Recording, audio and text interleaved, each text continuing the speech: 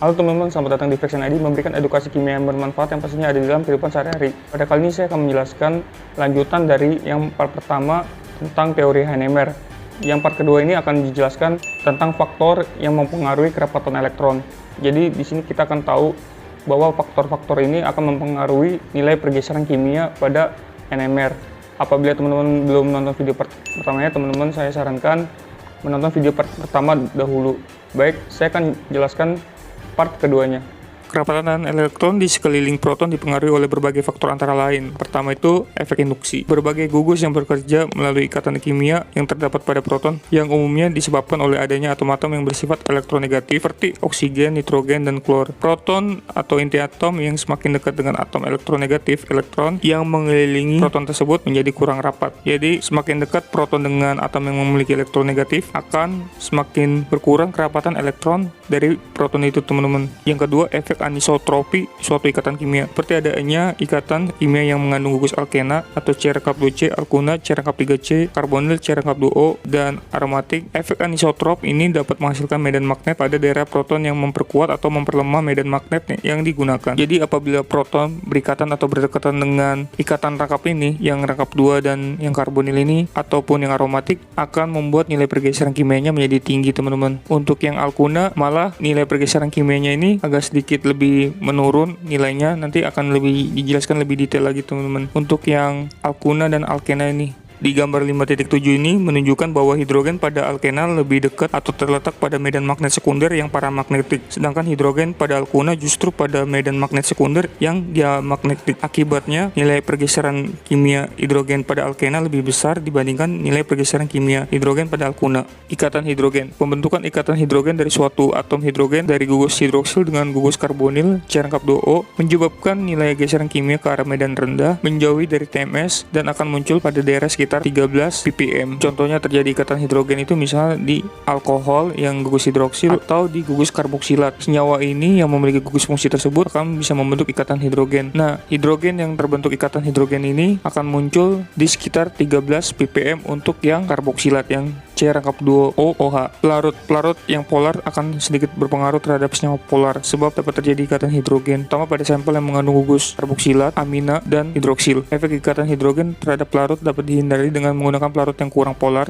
konsentrasi encer, dan temperatur ditinggikan. Temperatur akan sedikit berpengaruh pada sampel yang cenderung membentuk ikatan hidrogen. Di sini terdapat nilai pergeseran kimia, di mana di sini untuk yang CH3 atau CH2 yang jenuh itu sekitar dari 0 sampai 1,5 ppm. Apabila hidrogennya itu di karbonnya mengikat hidroksil, maka muncul di sekitar 2,5 sampai 3. Kalau hidrogennya yang di karbon ini mengikat NR2, Cl atau O, muncul di 2,5 sampai 3,5. Untuk nilai pergeseran kimianya lengkapnya teman-teman bisa download di deskripsi video. Linknya tercantum di situ, teman-teman. Apabila nilai pergeseran kimianya itu masih mendekati TMS, maka disebut daerah medan tinggi atau high field. Kalau dia semakin menjauhi TMS, maka disebut daerah medan rendah atau downfield. Nah, daerah downfield ini kalau kita lihat ini ada hubungannya dengan ikatan tangkap ya. Contohnya di sini, semakin protonnya itu dekat dengan ikatan tangkap 2, misalnya di sini alkena, dan dekat dengan ikatan tangkap karbonil, maka nilai pergeseran kimianya akan lebih tinggi atau downfield.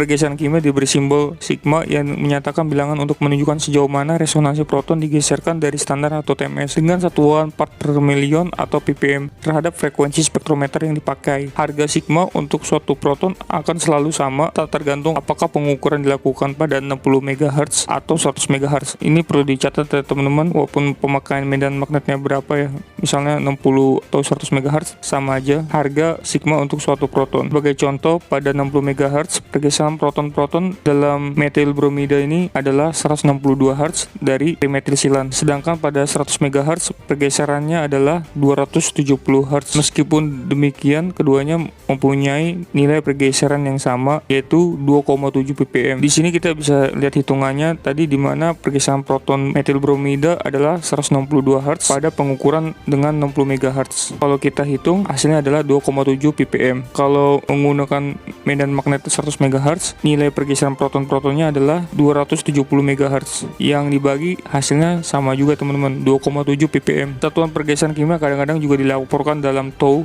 Pada skala ini kedudukan resonansi TMS dinyatakan 10, sehingga tau sama dengan 10 dikurang sigma. Lingkungan kimia proton. Hal lain menyebabkan spektrum NMR sangat bermanfaat adalah terjadi pemecahan spin atau pemecahan garis resonansi puncak atau sinyal, karena adanya kopling dari spin inti yang berdekatan dan memberikan informasi tentang inti magnet tetangga. Adanya pemecahan spin tersebut dapat memberikan informasi mengenai lingkungan kimia proton. Ada 3 aturan atau hukum pemecahan spin-spin atau penjodohan orde pertama. 1. Proton ekuivalen kimia tidak menunjukkan pemecahan spin-spin. Hal ini dapat terjadi pada karbon yang sama atau pada karbon yang berbeda, tapi spin mereka tidak berpasangan. Contohnya ini teman-teman, di mana hidrogen kan mengikat di C yang sama. Ini disebut 3 protonnya ekuivalen. Kalau kita lihat gambar sebelahnya, di sini hidrogen yang ini dan hidrogen yang ini sama aja teman-teman nilai pergeseran kimianya. Karena apa? Karena kondisinya di sini hidrogen kiri mengikat klor dan yang di kanan juga mengikat klor. Jadi 4 protonnya ekuivalen. Contoh yang kedua, proton yang memiliki N proton tetangga yang ekuivalen memberikan sinyal yang pecah menjadi puncak multiplet atau N+1 dengan konstanta kopling sama dengan J. Bisa lihat gambar ini teman-teman, di mana proton A mempunyai 2 proton tetangga. Sinyal proton A akan pecah menjadi 2+1 puncak sama dengan 3 puncak triplet. Lalu proton B mempunyai 3 proton tetangga, sehingga sinyal proton B akan pecah menjadi 3+1 puncak atau 4 puncak kuartet. Untuk yang C, karena dia mengikat atom heteroatom ya, pokoknya selain atom karbon itu disebut atom heteroatom. Misalnya seperti oksigen, nitrogen, sulfur, itu disebut atom heteroatom. Apabila hidrogen berikatan dengan atom heteroatom, maka akan muncul puncak sebagai puncak singlet. Intensitas relatif masing-masing puncak pada sinyal tersebut mengikuti hukum segitiga Pascal, di mana rumusnya itu X tambah 1 dipangkatkan N. N itu jumlah proton tetangga. Spektrum NMR adalah grafik dari banyaknya energi yang diserap versus kuat medan magnet. Pada spektrum NMR, asam asetat terdapat 2 puncak. Puncak sebelah kiri ditimbulkan oleh proton COOH, puncak kanan berasal dari proton CH3. Kita bisa lihat karena CH3 ini protonnya terlindungi, maka akan muncul di sebelah dekat TMS di 2,0 ppm. Dan yang proton hidrogen yang di karboksilat ini karena tidak terlindungi protonnya, kerapatan elektronnya berkurang karena mengikat gugus karbonil dan berdekatan dengan atom yang memiliki elektronegatif tinggi, maka muncul di 11,5 ppm. Langkah-langkah cara menginterpretasi spektra NMR. Tentukan atau perhatikan jumlah sinyal menunjukkan ada berapa macam perbedaan proton terdapat dalam molekul. Kedudukan sinyal ditunjukkan oleh cairan kimia atau sigma. PM menunjukkan jenis proton. Intensitas sinyal atau harga integrasi masing-masing sinyal. Perbandingan harga integrasi menyatakan perbandingan jumlah proton. Pemecahan atau splitting menerangkan tentang lingkungan dari sebuah proton dengan proton lainnya yang berdekatan. Cara penulisan data NMR, sigma ppm kekurung jumlah hidrogen,